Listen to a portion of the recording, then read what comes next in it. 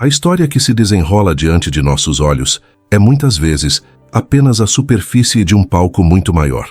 E se a verdadeira guerra não fosse travada entre exércitos visíveis, mas em um plano que transcende nossa compreensão? E se os impérios terrenos fossem apenas peças em um tabuleiro cósmico, movidos por forças que desafiam a lógica humana? Por milênios, a humanidade tem sentido o peso de uma batalha invisível, uma luta que molda destinos e reinos, mas cujos combatentes permanecem ocultos. O que ou quem estaria por trás das cortinas da história, influenciando reis, rainhas e nações inteiras? Para entender essa dimensão oculta, precisamos ir além do que se pode ver e tocar e mergulhar nas profundezas de um mistério que a própria Escritura Sagrada nos convida a desvendar. Permaneça conosco, pois para desvendarmos juntos os segredos dessa hierarquia invisível que a Bíblia revela. Nossa jornada começa em um ponto crucial do Novo Testamento, em uma epístola escrita por um apóstolo que conheceu em primeira mão os perigos e as maravilhas do mundo espiritual.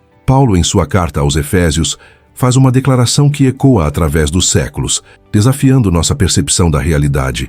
Porque não temos que lutar contra a carne e o sangue, mas sim contra os principados, contra as potestades, contra os príncipes das trevas deste século, contra as hostes espirituais da maldade nos lugares celestiais. Efésios 6:12. Esta não é uma metáfora poética, é um alerta, uma revelação de uma verdade profunda. Mas o que significam de fato principados e potestades? São apenas sinônimos poéticos para o mal ou se referem a entidades específicas com funções e hierarquias bem definidas? Para desvendar este mistério, devemos recuar no tempo, buscando as raízes dessa compreensão nas próprias Escrituras e no contexto histórico e cultural em que foram escritas. A ideia de forças espirituais governando sobre regiões ou nações não era estranha no mundo antigo.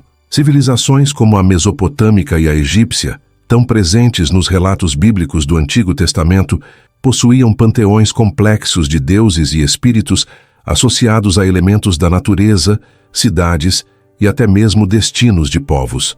No entanto, a perspectiva bíblica, embora reconheça a existência de tais entidades, as enquadra sob uma ótica monoteísta e soberana. O Deus de Israel é o único Criador e soberano supremo. Contudo, ele permite, por razões que ainda nos escapam em sua totalidade, que seres espirituais exerçam certa influência no mundo.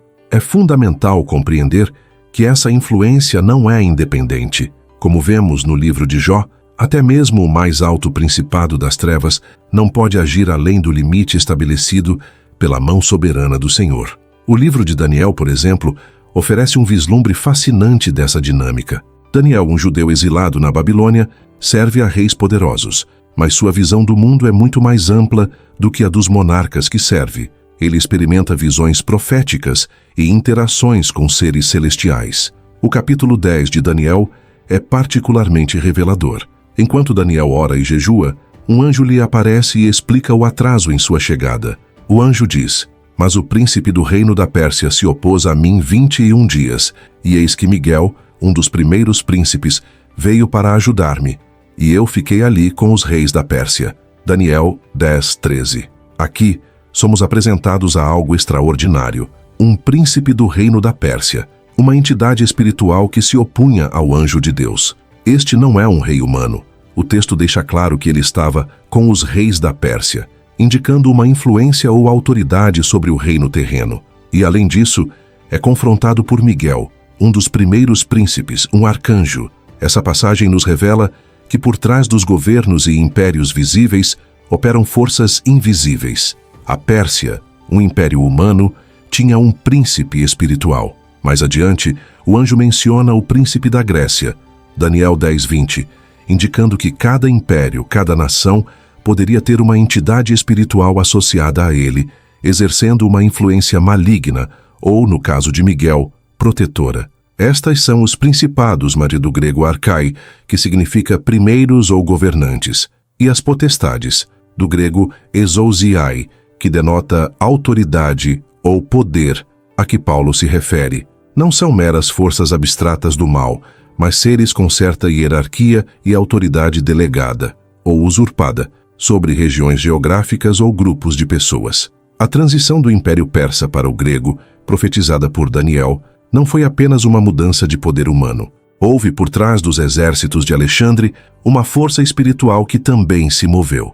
A Bíblia não detalha os confrontos espirituais dessas transições, mas o texto de Daniel 10 nos dá uma janela para essa realidade.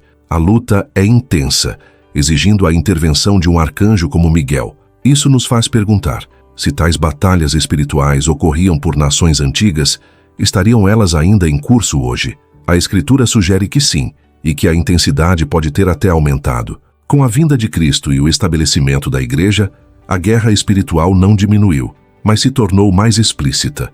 O Novo Testamento, especialmente as cartas de Paulo, aprofunda essa compreensão.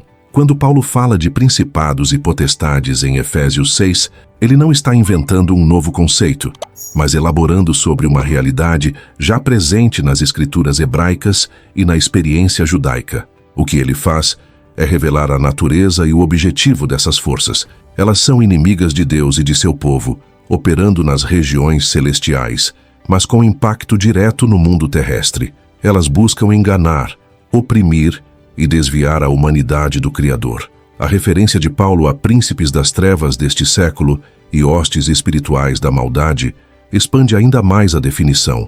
Não são apenas entidades territoriais, mas também forças que promovem ideologias e sistemas de pensamento que se opõem a Deus. O apóstolo Paulo esclarece em sua segunda carta aos Coríntios que as armas da nossa milícia são poderosas em Deus para destruir fortalezas e anular sofismas, levando cativo todo o pensamento à obediência de Cristo. Isso nos mostra que os principados operam estrategicamente através de culturas, filosofias e estruturas sociais, estabelecendo fortalezas nas mentes para que as pessoas não vejam a luz da verdade. O apóstolo João, em 1 João 5,19, afirma que o mundo jaz no maligno. Isso não significa que Deus perdeu o controle, mas que há uma influência maligna predominante que permeia a sociedade humana, seduzindo-a a viver em oposição à vontade divina. O contexto em que Paulo escreveu era de um mundo dominado pelo Império Romano, um império que se considerava divino e exigia adoração a seus imperadores e deuses. Para os cristãos, isso representava um confronto direto, não apenas com o poder político, mas com as forças espirituais por trás desse poder. A recusa em adorar o imperador não era apenas um ato de desobediência civil, mas um ato de guerra espiritual, declarando lealdade a um reino superior. As perseguições que se seguiram não eram apenas resultado da intolerância humana, mas da fúria das potestades que viam seu domínio ameaçado pela verdade do Evangelho. Mas há uma reviravolta fundamental nessa batalha. Paulo, em sua carta aos Colossenses, revela a maior vitória já conquistada sobre essas forças invisíveis. Ele escreve: "E despojando os principados e potestades, os expôs publicamente e deles triunfou em si mesmo." Colossenses 2,15. O em si mesmo refere-se a Cristo na cruz. A morte e ressurreição de Jesus não foram apenas um ato de redenção para a humanidade, foram também um golpe decisivo contra os principados e potestades. Cristo, na cruz, desarmou, desnudou e triunfou sobre essas forças espirituais. Ele tirou delas o poder legal que haviam usurpado ou recebido por causa do pecado humano. Isso não significa que essas forças deixaram de existir ou de agir. Pelo contrário, elas continuam a operar, mas agora sem a autoridade que antes possuíam. Seu poder foi quebrado. Elas são inimigos derrotados, como um exército que perdeu seu general e suas armas, mas que ainda tenta causar danos isolados. É por isso que Paulo, apesar da vitória de Cristo, ainda exorta os crentes a revestir-se de toda a armadura de Deus. Efésios 6:11. A vitória já foi conquistada, mas a guerra ainda precisa ser travada na terra, aplicando essa vitória. A armadura de Deus, descrita em Efésios 6, não é uma armadura física, mas espiritual. Ela é composta pela verdade, pela justiça, pelo evangelho da paz, pela fé, pela salvação e pela palavra de Deus. Cada peça dessa armadura é essencial para resistir aos ataques dos principados e potestades. A verdade nos protege das mentiras e enganos que essas forças promovem. A justiça nos defende das acusações. A fé é nosso escudo contra os dardos inflamados do maligno. A palavra de Deus é nossa espada, a única arma ofensiva que nos permite contra-atacar.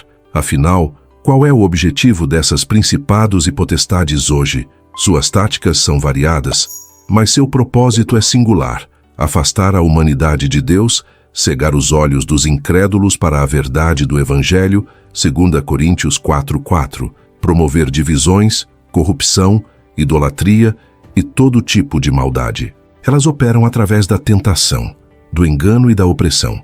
Buscam minar a fé, semear a dúvida e destruir a unidade. Atuam não apenas em grandes eventos geopolíticos, mas também nas pequenas batalhas da vida cotidiana, nas mentes e corações dos indivíduos. A compreensão dessa hierarquia invisível não deve nos levar ao medo ou à paranoia, mas a uma vigilância espiritual e a uma maior dependência de Deus. Se não lutamos contra carne e sangue, então nossas estratégias não podem ser meramente humanas. Precisamos de armas espirituais para uma guerra espiritual. Precisamos da oração, da palavra de Deus, da comunhão com outros crentes e da orientação do Espírito Santo.